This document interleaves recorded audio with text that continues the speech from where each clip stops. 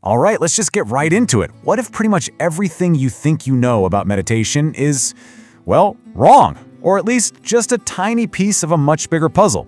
Today, we're diving into a really wild new idea that suggests meditation isn't about calming down, it's about upgrading your brain's entire operating system. So, let me ask you something.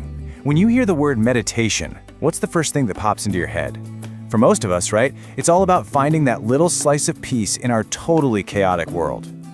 And look, that makes total sense. The whole wellness industry has been selling it to us like this for decades, as this magic button to turn down the volume on our anxiety and just quiet all that noise in our heads. But what if that's just scratching the surface?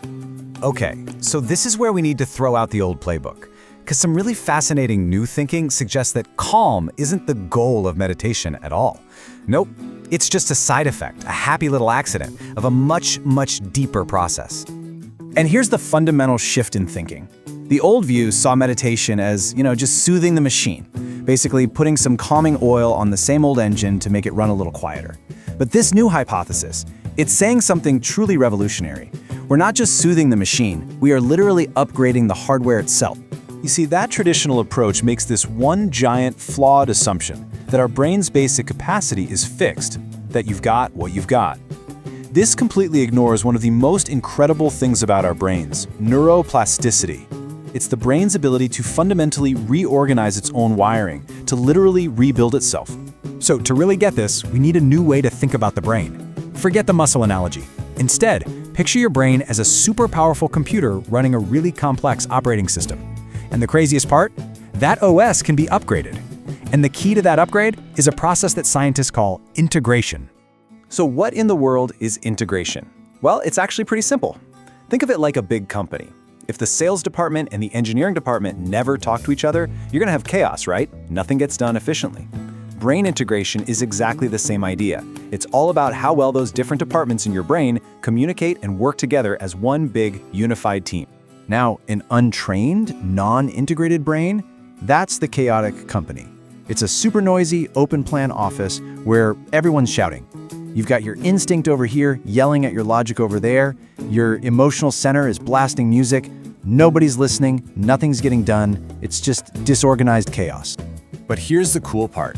With practice, that chaotic office can transform into a world-class symphony orchestra. Suddenly, information is flowing seamlessly. All that noise becomes beautiful, organized music, all led by a master conductor. Your instincts and your logic, they start working together, not fighting. And the result of all this? You don't just feel calmer, you literally start to experience reality itself in a higher, richer resolution. But this is the really crucial point, so listen up. This isn't just a temporary feeling you get for 10 minutes while you're sitting on a cushion. We're talking about a permanent, structural shift in the brain, a physical change. One of the key researchers put it perfectly. They said, "You aren't just a calmer version of yourself. You become a structurally different observer." Just let that sink in for a second. You're not just changing how you feel. You are changing the very you that is doing the feeling, the one experiencing the world.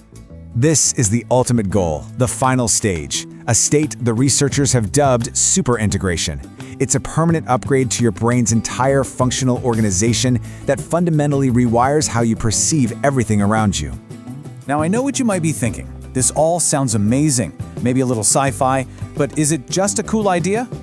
Absolutely not. This is a testable, scientific hypothesis, and researchers have a plan for how to actually watch the mind rewire itself in real time. It's pretty incredible.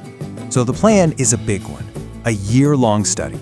You'd have participants go through an advanced meditation curriculum, and while they're doing that, scientists are basically looking under the hood. They're mapping the brain's electrical activity with EEGs and its physical structure and blood flow with fMRIs. Then, they'll take all that hard data and line it up with the participants' own journals, their awareness logs, to see if the inside story matches the outside. So what's the smoking gun here? What are they actually looking for? Well, they're asking some big questions. Can they see parts of the brain that were basically strangers before suddenly start talking to each other? Will they see the brain's CEO, the prefrontal cortex, get way better at managing those impulsive, emotional centers? And the big one, do the physical, measurable changes in the brain actually match up with what people are reporting they feel and experience? Okay, let's just imagine for a moment that this hypothesis is proven true. The implications are honestly staggering. This goes so far beyond just feeling good. We are talking about opening up a whole new frontier for human potential, intentionally hacking our own OS. This could give us a completely new framework for what we could call mental evolution. It would totally shift the conversation. We'd move beyond just talking about simple wellness apps and start talking about a deliberate, structured path for developing our own consciousness. And just think about the impact on mental health. It could be a total game changer. Imagine treating conditions not just by tweaking brain chemistry, but by fixing brain connectivity. We could develop ways to help people who've experienced trauma literally rebuild the broken neural bridges in their minds. Or help those with fragmented minds, like we see in schizophrenia, by restoring that internal communication. And it all points to this one truly profound conclusion. The human experience isn't some fixed, unchangeable limit. It is a tunable variable. The very texture of how we experience life can be deliberately, consciously changed. So I'm going to leave you with this to think about. If you could upgrade your own operating system, if you could consciously choose to install new software in your own mind, what would you become? This incredible insight is brought to you by the Varia One platform. If you believe in protecting not just lives but minds, go ahead and hit that like button and subscribe for more breakthroughs like this one. You can dive deeper into the research behind all of this and explore even more on the Varia One platform. We'll see you there.